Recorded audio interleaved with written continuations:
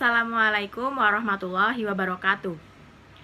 Perkenalkan, kami dari kelompok 6 akan mempresentasikan hasil diskusi kami guna untuk memenuhi ujian tengah semester genap, mata kuliah Kebijakan Publik, dosen pengampu Ibu Hana Afifah, SSI MM. Semester 4, Prodi Manajemen Pagi 2019, Universitas Nahdlatul Ulama, Purwokerto.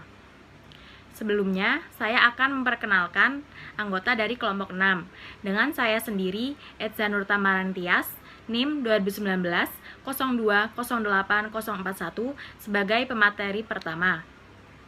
Selanjutnya ada Galuh Nur Arifin sebagai pemateri kedua, lalu ada Nizamuddin Aulia sebagai pemateri ketiga, yang keempat ada Mas Hur sebagai pemateri keempat, dan yang terakhir Sri Mulyani sebagai pemateri kelima. Di sini, kelompok 6 akan menyampaikan materi tentang analisa kebijakan publik mengenai aturan kegiatan pengajaran dan pembelajaran dalam keadaan pandemi COVID-19. Sub pokok pembahasan ada 2. Yang pertama yaitu analisa kebijakan tentang kegiatan pengajaran dan pembelajaran selama pandemi COVID-19 di Indonesia. Yang kedua ada analisa kebijakan tentang kegiatan pengajaran dan pembelajaran selama pandemi COVID-19 di negara lain. Sebelumnya, saya akan menyampaikan tentang apa sih definisi analisa kebijakan itu sendiri. Analisa kebijakan merupakan suatu prosedur berpikir yang sudah lama dikenal dan dilakukan dalam sejarah manusia.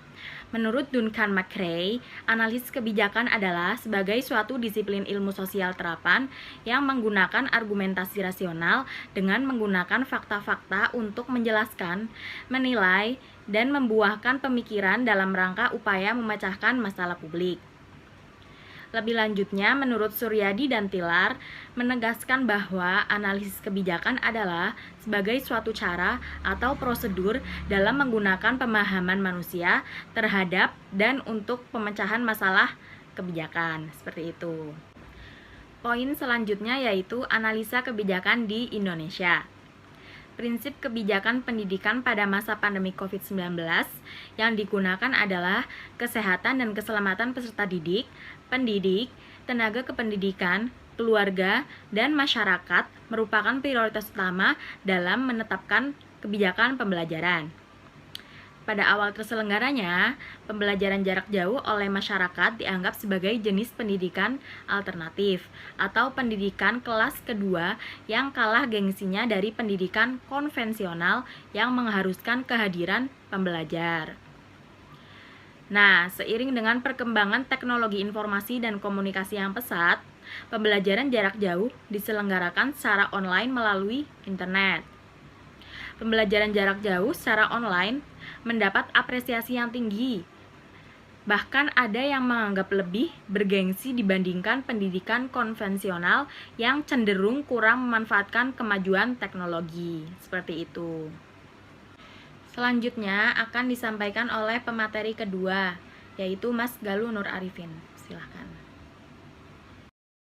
Baik, selanjutnya saya Galuh Nur Arifin akan menjelaskan tentang analisis kebijakan di Indonesia. Pandemi COVID-19 telah berdampak di sektor pendidikan. Demi mengurangi penyebaran COVID-19, pemerintah menerapkan strategi social distancing. Salah satunya dengan menutup sekolah. Kebijakan lainnya untuk memenuhi kebutuhan pendidikan anak adalah dengan menerapkan strategi belajar di rumah dan belajar tatap muka dengan protokol yang sangat ketat. Dengan memprioritaskan kesehatan dan keselamatan, pemerintah, Kementerian Pendidikan dan Kebudayaan menerapkan beberapa kebijakan pembelajaran bagi anak selama pandemi. Kebijakan pemerintah dalam mengupayakan pemenuhan hak pendidikan anak selama pandemi dapat dilihat dalam 2 periode. Pertama, pelaksanaan pendidikan selama pandemi. Yang kedua, pelaksanaan proses pengajaran tahun ajaran baru pada tahun 2020 sampai dengan 2021.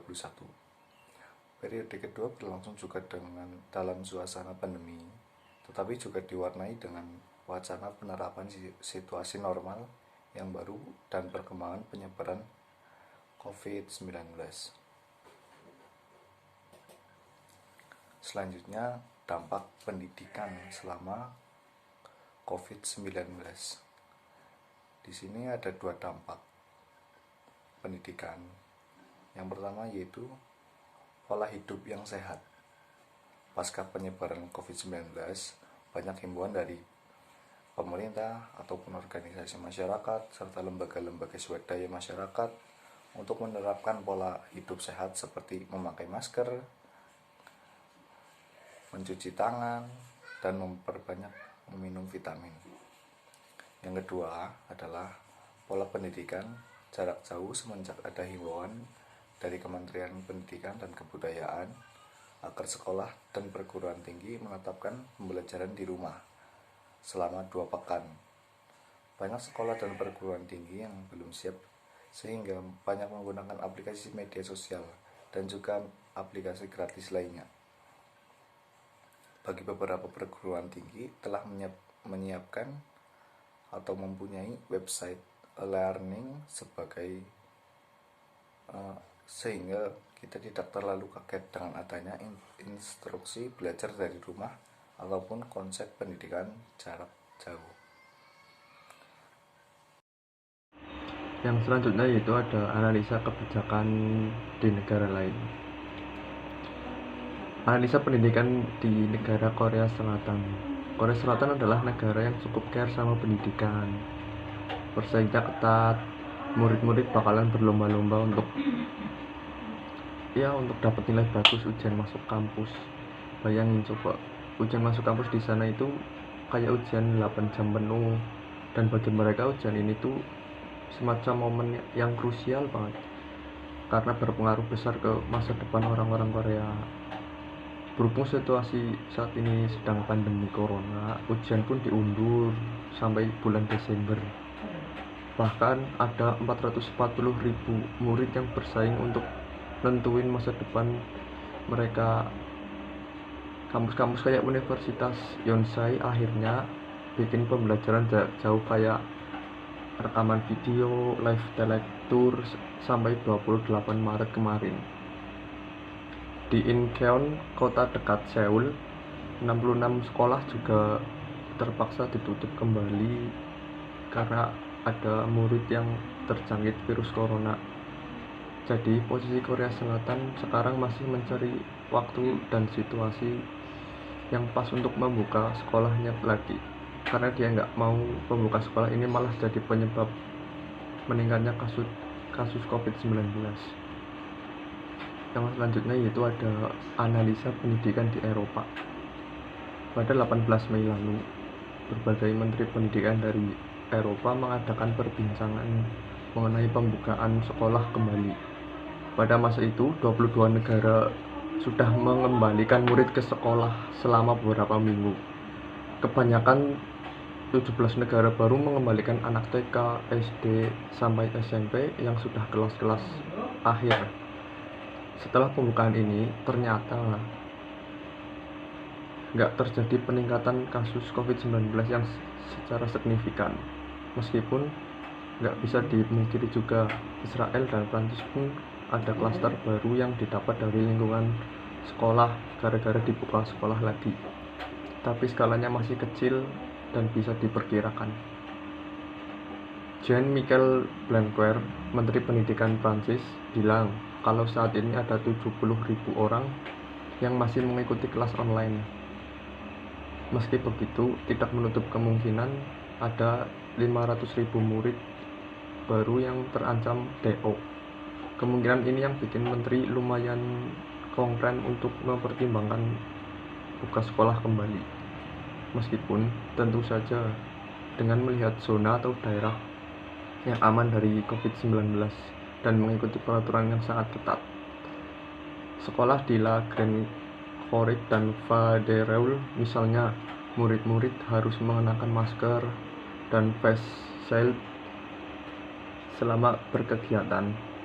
Di beberapa sekolah kanak-kanak, lapangannya ada tanda kapur melakukan social distancing. Yang selanjutnya ada analisa pendidikan di Amerika Serikat. Pertama, di 28 negara bagian ada sekitar 48% murid ke-12 yang tidak dikasih instruksi untuk pembelajaran jarak jauh, yang hasilnya mereka pasrah sambil menunggu sekolah dibuka kembali.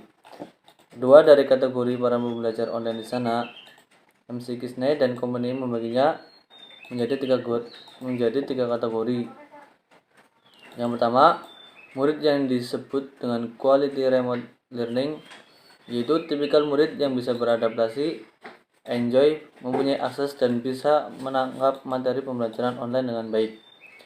Kemudian, murid yang semakin lama ngejalanin mereka akan merasa capek dan susah untuk menangkap materi atau low quality. Kemudian yang ketiga, murid yang tidak dapat instruksi sama sekali dari lembaga pendidikan, mereka disebut dengan murid rentan dropout. Analisa pendidikan di Malaysia. Menurut Menteri Senior dan Pendidik di Malaysia, Muhammad Razi mengatakan, kementeriannya telah mengidentifikasi 3 model operasi agar sekolah dibuka kembali sepenuhnya. Model pertama yakni 1 sesi dengan catatan dapat menjaga jarak sosial yang aman. Kemudian yang kedua, sesi ganda diperuntukkan untuk sekolah yang tidak dapat menampung semua siswa dalam satu sesi. Dan model yang ketiga adalah model rotasi, yaitu model untuk sekolah yang tidak memiliki cukup ruang untuk mengakomodasi semua siswa dalam 2 sesi. Selanjutnya akan disampaikan oleh rekan saya. Analisa pendidikan di Thailand. Thailand membatasi jumlah kehadiran siswa di sekolah di Bangkok demi menjaga jarak fisik di tengah pandemi COVID-19 pada awal Juli mendatang. Juru bicara Bangkok Metropolitan atau Administrasi BMA atau Pangasuran Kiamuang mengatakan bahwa semester baru itu setiap sekolah hanya dapat menghadiri maksimal 400 siswa per hari atau 20 orang per kelas. BMA yang membawa 437 sekolah di Bangkok mengklarifikasi sekolah menjadi 3 macam, kecil, sedang, dan besar. Sekolah kecil dengan siswa kurang lebih 400 akan dibuka seperti biasa dengan kapasitas kelas maksimal 20 orang per kelas. Sementara sekolah menengah dengan jumlah 400-800 siswa diminta untuk membagi murid menjadi 2 kelompok yang hadir di sekolah secara bergantian. Siswa yang belajar di rumah akan mengikuti pembelajaran jarak jauh atau lewat daring atau mengikuti pelajaran yang disiarkan oleh negara.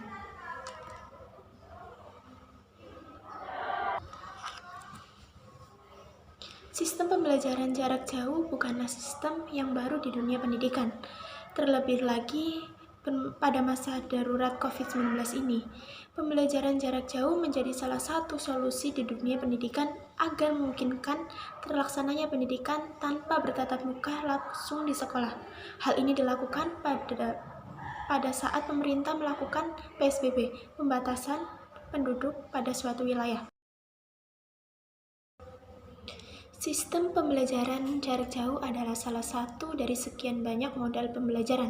Meskipun begitu, sistem pembelajaran jarak jauh masih asing di telinga dikarenakan masih jarangnya lembaga pendidikan yang menerapkan ini sebelum masa pandemi.